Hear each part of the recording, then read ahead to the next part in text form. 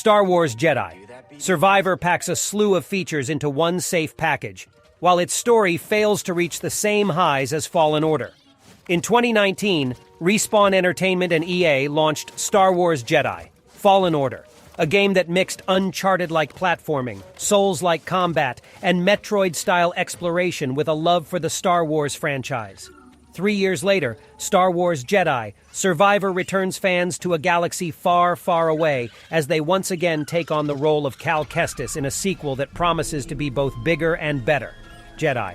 Survivor is often bigger, but not always better, and often feels like it's content with doing Fallen Order over again, warts and all, in a sequel that feels decidedly safe.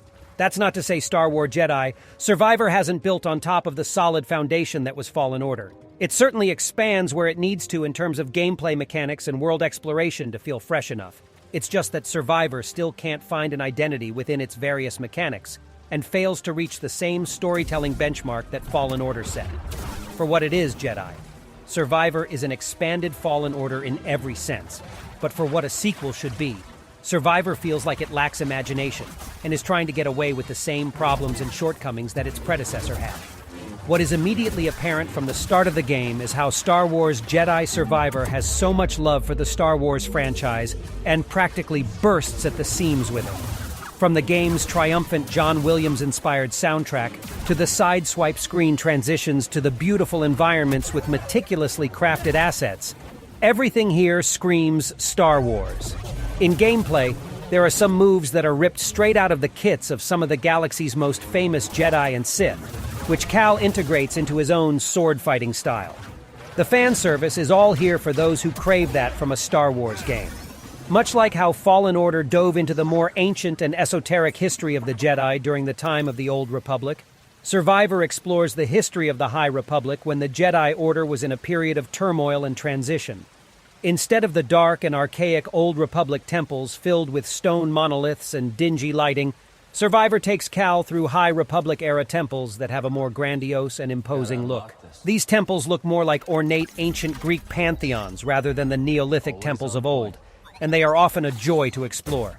However, these temples are still aging and decaying, often hidden just below the surface of Jedi. Survivor's explorable planets. Respawn Entertainment elected to take a more with less approach to its level design, offering two main explorable planets, Jedha and Kobo, a couple of small linear planets, and a handful of detours like asteroids and bases that are central to the story. However, both Jedha and Kobo are significantly larger than any of the 5 explorable areas in Jedi. Fallen Order, both featuring huge central spaces that branch off into side paths containing all sorts of areas to explore, enemies to fight, and rewards to obtain. The sense of mystery and exploration that Fallen Order nurtured so well throughout Cal's first adventure is entirely retained in Jedi. Survivor, thanks to its newfound expanse. As players progress through the story and unlock new abilities, they will be enticed to come back to those secret spots that they just couldn't figure out how to unlock early on, and finally figure out what lies therein. There are some totally inconspicuous areas throughout Kobo and Jedha that eventually reveal themselves to be sizable forts, or huge boss lairs worth an extra hour or two of gameplay. But they won't reveal themselves through the main story alone. Survivor trusts fans to have a keen spirit of exploration and take it upon themselves to go out and discover the galaxy's secrets in an almost Tomb Raider-like fashion. However, even with more tools in its arsenal, larger planets, and an expanded sense of mystery and exploration, Star Wars Jedi, Survivor still feels like it is holding back in the same way Fallen Order was holding back in 2019. The game packs in many new features and mechanics from across a slew of influences, but never reinforces the central mechanics that would make Jedi, Survivor, a better game in the first place. Take, for example, the new sword-fighting stances. Even though Cal can now choose from 5 sword stances, he can never use more than 2 at a time, and constantly needs to go back to a mediation circle to switch them out. This mechanic always felt limiting, as if the game wanted to give players a sense of freedom and choice in combat, but did not want to commit to a truly dynamic system where players could swap between single blades, twin blades, dual blades, or a blaster on the fly. Hints of something like this system felt like they were there, especially in its blaster stance, which feels more like a complementary feature than a fleshed-out stance, but were never fully realized. Meanwhile, the franchise's poise-based combat system remains unchanged and still suffers from the same shortcomings that it did in Fallen Order. Even though skill trees have expanded in Survivor, there still aren't enough layers to the core system to make it super engrossing. Many fights become routine toward the end, if not annoying, as the combat system still struggles to handle multiple enemies at once. Moreover, Cal still has a healthy dose of clunk in his movement mechanics, and fighting never feels as crisp or elegant as the games that Survivor draws from. Rather than dialing in on what would make combat more fun to play, Jedi, Survivor just wants to add more features to everything, and that philosophy carries over to all aspects of the game. Some new additions like Cal's expanded customization options and mount system make sense for Survivor's grander scale and bigger worlds. However, features like the homesteading elements of Pyloon's Saloon never actually make Cal feel like he has much of a home at Rambler's Reach, especially when the Mantis already feels like as good a home as any for the crew, but never gets any love. There are also tons of collectibles, a holotactics minigame, and a rather pointless gardening feature that players can pursue. Some of these can be worthwhile, like the collectibles that also serve as a currency. But a lot of these things felt like additions for addition's sake. As a result, Star Wars Jedi Survivor wrestles with the same issue the previous game did. It struggles to find a firm identity and scatter shots mechanics at a wall. At its core, Survivor is still a mix of Uncharted and Dark Souls that doesn't want to commit to the strengths of either camp, and is content being a jack of all trades but a master of none.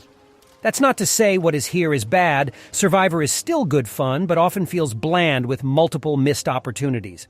While almost everything gameplay-wise is good overall, Jedi, Survivor's story is where the game falls flat. The narrative does start strong with a heist movie-style opening where a battle-hardened and rugged Cal Kestis is continuing his crusade against the Empire like a dagger in the dark. Players get a sense that this is a Cal Kestis who is incredibly smart and 2 steps ahead of his enemies. However, what follows is a first and second act that mostly meanders while Cal struggles to be a compelling character and mainly asks questions. New characters are introduced and then get taken away with no time to really get to know them. And the familiar faces we do see often hop in to get 1 or 2 meaningful scenes with Cal and then also fade into the background. Sometimes it felt like the only relationship we were truly invested in was between Cal and BD-1, who is still as delightful as ever. Where Jedi Fallen Order was a deep and sometimes subtle meditation on depression, grief, and Survivor's guilt, Jedi Survivor is instead a very predictable and spoon-fed story about pursuing a path of vengeance and, of course, falling to the dark side. While the dangers of the dark side are central to what Star Wars is as a franchise, Survivor can't really seem to tell this story in a way that feels organic and still true to its characters. Much of the middle sections of the game slog through narrative fetch quests before the story picks up in the final 5 hours, which made us wonder where these storytelling chops were the whole time. The writing as a whole oftentimes feels rushed and stumbles to hit the right beats to earn its big moments. And when those big moments do happen, they are often inconsequential, and everyone moves on like nothing just happened. On the technical side, Star Wars Jedi Survivor is a serious mess, but it is worth mentioning that our final review build of the game didn't have any of the launch day optimizations players may have at release. Throughout our time with the game, we experienced multiple hard crashes, missing textures, various clipping issues, and a nasty memory leak problem that even ate into our hard drive space. Additionally, despite including a nondescript file optimization process at the start of each play session, Jedi Survivor was still rampant with stutters and poor performance across multiple systems, including instances where the game ran at single-digit frames per second. Jedi Survivor still suffers from many of the issues that have plagued Fallen Order for the past 3 years. These problems include significant audio delay in cutscenes, clunky input delay and input queuing, and a camera highlight system that frequently has trouble deciphering what the player wants to target. For an ambitious first attempt with Fallen Order, some of these issues could have been swept under the rug and chalked up to growing pains. But for a sequel, it is disappointing that Jedi Survivor still retains so many nagging problems. The best way to describe Star Wars Jedi Survivor is safe. Much like with Jedi Fallen Order, it is clear that Respawn has a lot of good ideas for this franchise and wants to draw from a variety of influences to make something special, but it ultimately ends up making a pastiche of A-Day game mechanics and fixings that are serviceable but not very refined. Jedi Survivor doesn't have the same novelty and luster that Fallen Order had behind it. So when it rests on its laurels like this, the whole package feels underwhelming. When coupled with a clunky story and a laundry list of technical issues, it's clear that Star Wars Jedi Survivor still has a long way to go before it reaches its full potential.